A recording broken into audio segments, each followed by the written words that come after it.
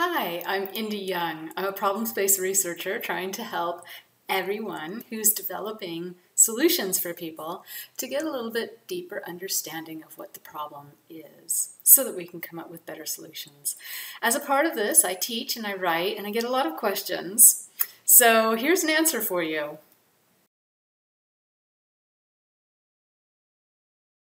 Okay, so affective empathy is the word that people in psychology literature refer to the word emotional. I think they like using that word because when we say the word emotional, we have certain baggage with it. We have certain associations with that word. You can call it emotional empathy, and I think a lot of people who speak English do, but the real word is affective, and it might help pull people back from the baggage of like, oh, it's emotional contagion, or, oh, I should be a better self, you know, all the fuzzy bunny sort of associations with it. So affective empathy is not about trying to make someone feel better. It's about connecting. And that connection takes a certain format. Brene Brown, Dr. Brene Brown, has given lots of lectures about shame and courage, and she also talked in one lecture about the definition of affective empathy. And that particular talk that she gave got animated. The the address is here on this page, but she defines, and these are the well-known definitions. Other people also talk about them in literature. When you're dealing or you're trying to use affective or emotional empathy, the first thing that you have to do is be able to recognize that another person is having an emotion, having some sort of a reaction. That first thing is sometimes a little difficult for some people. So that's some point that people sometimes like to try to work on. The second one is a simple one, which is just to recognize that their perspective is true. What they're feeling is not something that they should not be feeling. There's no should in there. They're feeling a feeling. Let it be. Okay?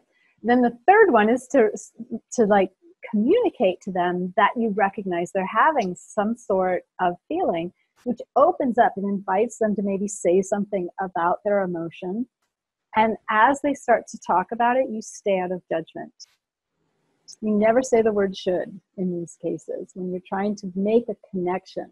Affective empathy is about a connection. And when you're connected to somebody, when you open yourself up for the connection, that person then recognizes that you could maybe share their emotion, and their emotion becomes less burdensome. Although sometimes the emotion is a very positive one, and so they want to spread it around.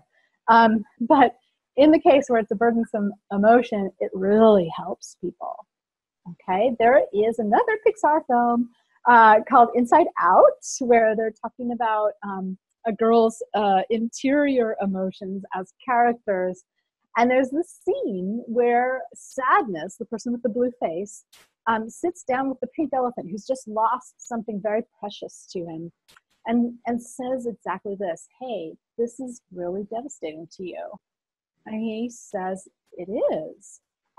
Whereas before, the person in the yellow dress, which is Joy, was just trying to tickle him and get him to laugh and get him to like get up and start moving again, because they're on a time clock. They're trying to get somewhere by a certain time, and she can't have him sitting around. But Sadness goes and sits down next to him. For God's sake, this is making Joy a little bit upset.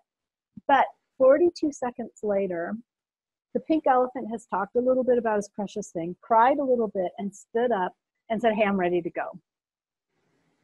That is a perfect example of affective empathy. Sadness sat down and made a connection. And this is the first time that character Joy looks at Sadness and says, oh, you're kind of worth something. How did you do that? I didn't know that was even possible. So this is a really great demonstration of it. In your work, emotional empathy, the connection is when you want to support someone through their emotional process. This could be in a particularly contentious group meeting. This can be in a situation where you've got a new person or someone interviewing for a job and they're worried or nervous, you might want to support them through their nervousness so that they can start to tell you about themselves in a less nervous way. You can also build rapport while listening this way. So a person who you're going to do a listening session with doesn't know you, isn't sure they should trust you. And what you want to do is make this connection so that then you can go deep and you can go underneath that bubble of the opinions and the preferences and the generalizations. Okay? So that's what it's really worthy for. Cognitive empathy, the third kind of empathy, is kind of just like it says. It's about cultivating on purpose an understanding of what's going through someone else's mind. So I like to say it's kind of like tuning into their inner voice. That little inner voice that's like chattering away at you as you're doing stuff.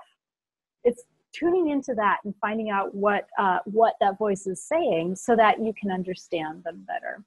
And you're really interested in three things in particular: the reasoning, the reactions, and the guiding principles. Those are the things that are below the ice or inside the bubble. Okay? In your work, the cognitive empathy is what is going to allow you to support someone's purpose in a much better way.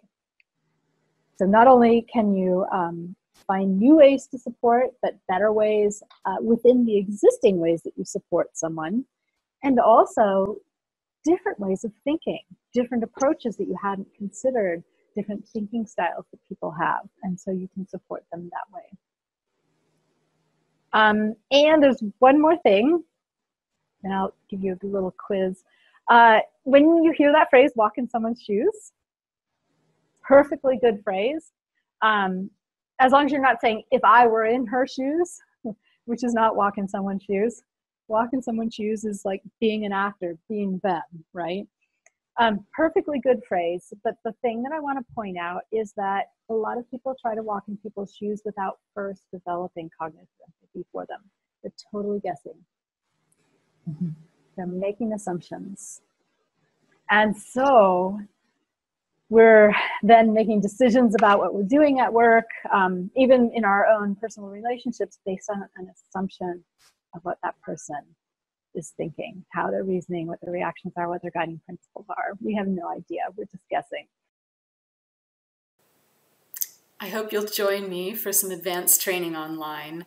These courses cycle throughout the year. There are 5 or 6 of them, each covering different subjects, each about 4 weeks long. We have interactive discussions online, and we meet once a week with homework in between. Take a look at my advanced training page on my website, indieyoung.com.